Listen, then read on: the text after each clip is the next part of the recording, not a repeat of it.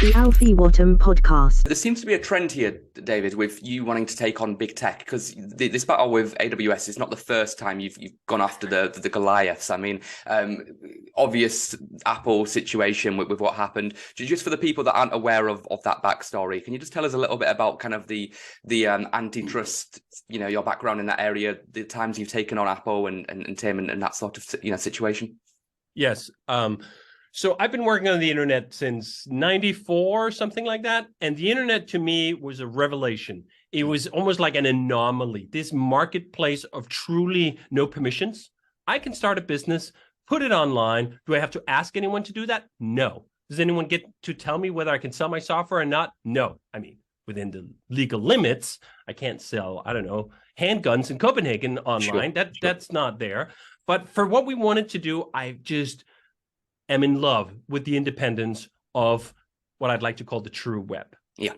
What's been happening since especially the iPhone came out is that the internet has been shrinking.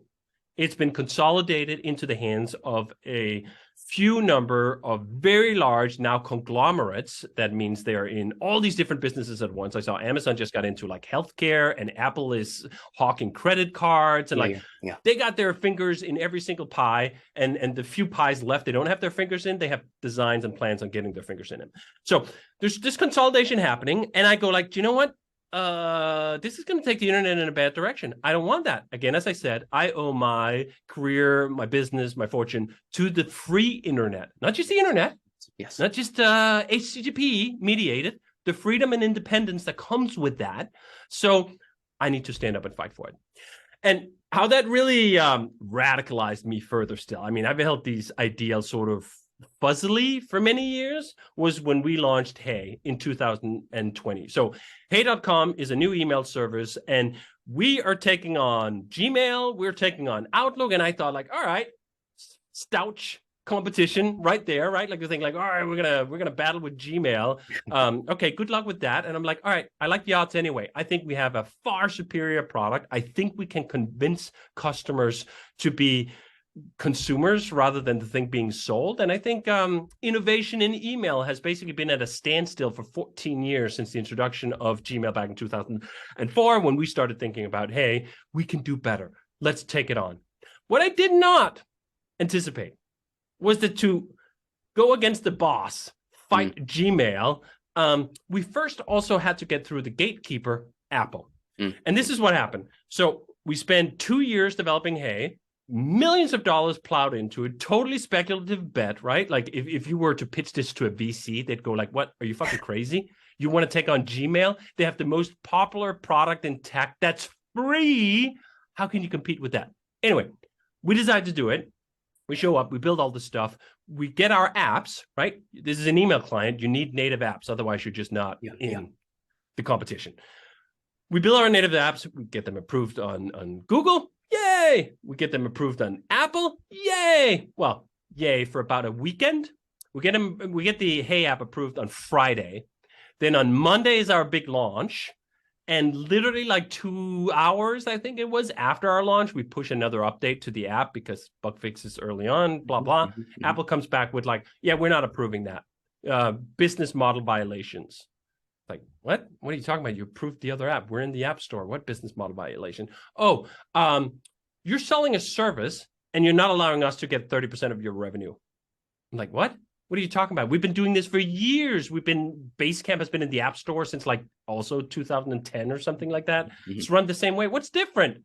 We don't discuss other cases. This is just what it is. I'm like, are you serious? And I'm like, this must just be some underling. There's a misunderstanding. We just need to escalate this to the right people. It'll all get straightened out. No, we keep escalating. Again, this is us. Literally 4 months before the launch of that, Jason and I had done a pro bono seminar for Apple employees at the invitation of an Apple product manager who's like, hey, you guys know a lot about remote work.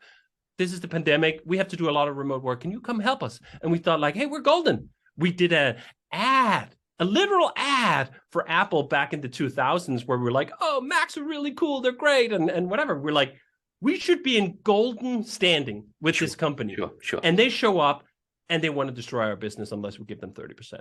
And I just go like, no, we're not doing it. I will burn down this goddamn business myself before I let these bandits do it. So we took on this epic battle. It took 2 weeks. And I think Apple was taken so aback the fact that anyone would dare say no to them that they just didn't even really know what to do. And you can, on hey.com/Apple, I think it is, there's the whole history of it. And it's just fascinating to read back through it, because you can see Apple just go like, wait, this doesn't compute. What do you mean someone is telling us no? We are Apple. You must do as we say. Well, we didn't.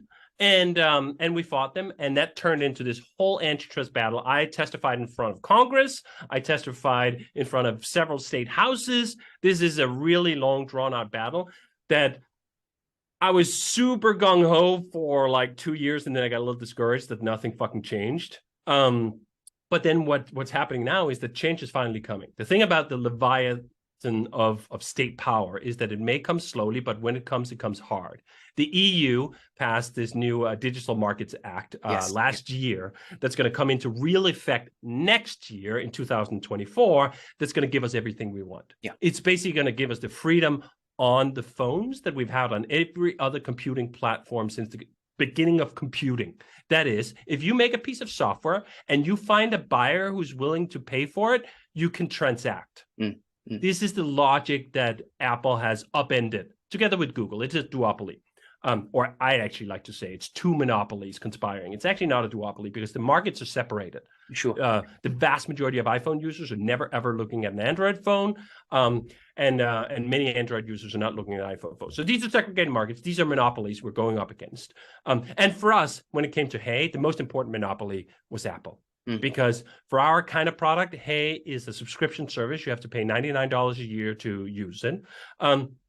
There are more users on the Apple platform who are willing to pay for stuff like that. So that was the most important thing, and which was why it was pretty risky. But it turned out phenomenally. I mean, phenomenally, I should say, with some caveat, but great in the sense that we had these expectations. Oh, how many people can we get to use or pay for the service? And we think, maybe a few thousand. We got like tens of thousands of paying customers in the first 3 weeks because Apple basically gave us a $10 million launch campaign in terms of publicity. Now, it was funny when it was going on, people were accusing me, you designed this. Like this was just a ploy. You're like, how did we design the scheme where first Apple approves us and then they don't, and then we almost get our business destroyed? No, I'm not that type of gambler. I do not risk 2 years of my labor, millions of dollars of development on like a marketing campaign. But if I get one handed to me, I will take advantage of it. And we did. And Hey has been thriving off that. But holy shit, it was a wild 2 weeks. I mean, of the history of this company, I've been working with 37 Signals now for 21 and a half years. There are like 3 episodes I can remember that kind of just I could watch on my Oura ring, like my stress levels being through the roof. And that Apple event was right up there. Hey, thanks for watching this YouTube video. If you want to see more like this, please remember to subscribe, and I'll see you in the next video.